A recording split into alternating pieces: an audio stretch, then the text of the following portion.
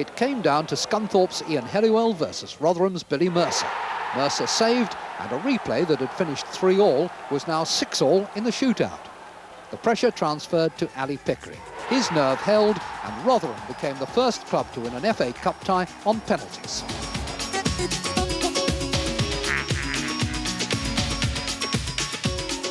A postman and a lorry driver combined to put Telford through at the expense of Stoke, there in the stripes.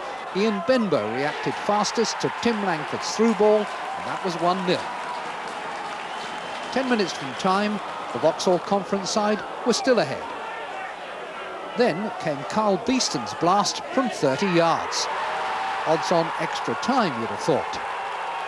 But almost at once, the postman knocked and the truck driver delivered. The Langford-Benbow combination had won the match. Next stop for Telford, Wrexham.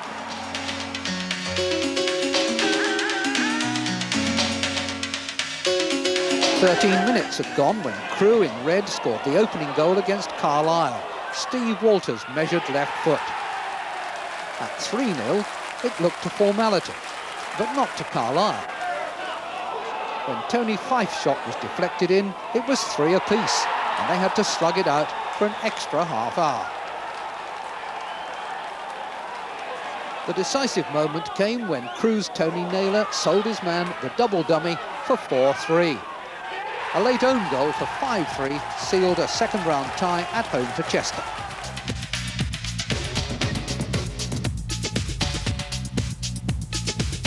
Hereford in white had been the first league team to play at Atherstone in the FA Cup, and they could only draw 0-0. Back at Edgar Street last night, Steve Lown set about putting that into perspective. Most of the game was played 10-a-side after 2 early sendings off. It was Hereford's 10 who took charge. Simon Brain scored twice in the last 20 minutes. 3-0 to Hereford.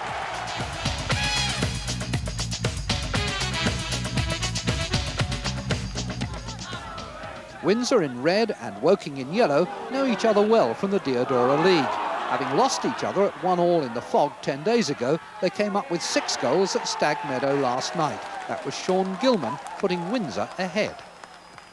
But after reaching the 4th round last season, Woking have developed a taste for the FA Cup. Steve Milton equalised. After they'd fallen behind again, Woking forced a second equaliser. Fullback Stuart Mitchell following up after his first effort was blocked on the line. Windsor didn't capitulate easily. Derek Walters was cruelly unlucky to deflect Mark Biggin's shot into his own net. It ended Windsor 2, Woking 4.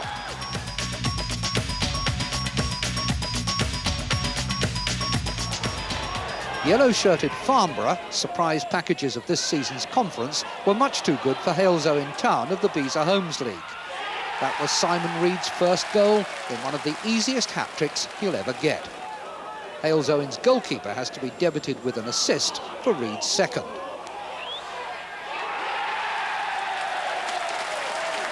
And then Reed was allowed 3 touches to settle himself in front of goal for the third. 4-0 to Farnborough at the end. They are now away to Torquay.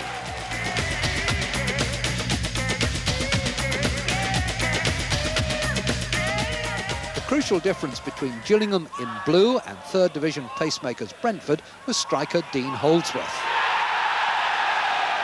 That was his 20th of the season for 1-0. In the second half, he headed in powerfully to make it 2-0. The final score was Gillingham 1, Brentford 3, and in the second round, Brentford travelled to Bournemouth. We'll have some highlights of tonight. Or that condemned Burnley to a replay at Doncaster, there in white. Determination not to take no for an answer gave Steve Harper the chance to put Burnley ahead tonight. That's 1-0.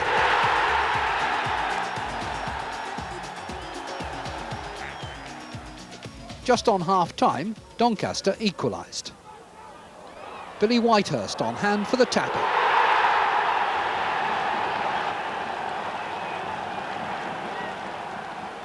But in the second half, John Francis pulled the ball back for Steve Harper to loop in his second. And with Roger Ely adding a late third, Burnley claim a home date with Rotherham in round 2.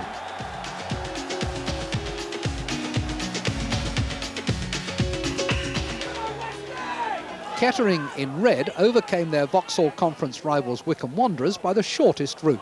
Goalkeeper to opposing net, 3 touches. Phil Brown applying the last one. The visitors then sealed their right to a second-round tie at Maidstone. Jonathan Graham scored their second 7 minutes from time.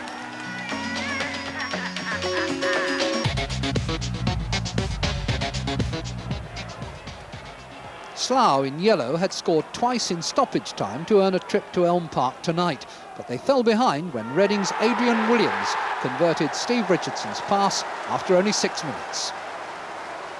With only one home win all season, Reading needed the reassurance of Steve Lovell's second goal. And that was enough. Francis Joseph's goal for Slough came too late.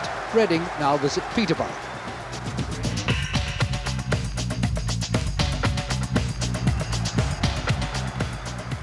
Halifax in sky blue were taken into extra time by Witton, and then Carl Thomas gave the conference team the lead. He got the credit for the header in off the bar.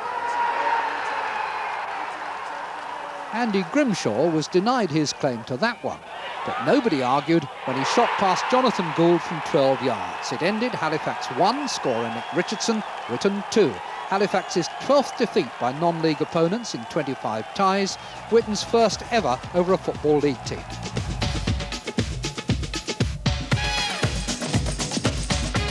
The kick-off was delayed at Rochdale to satisfy all those who wanted to see if Gretna in the hoops could make a bit more history. Alex Jones' header, after a quarter of an hour, dented Scottish hopes. Andy Milner soon made it 2-0, and when in the second half Andy Flounders ran through to score Rochdale's third, the writing was on Hadrian's wall. Gretna hit the woodwork 3 times in the second half, but their only consolation was a late Alan Carruthers goal. 3-1 to Rochdale, who are now at home to Huddersfield.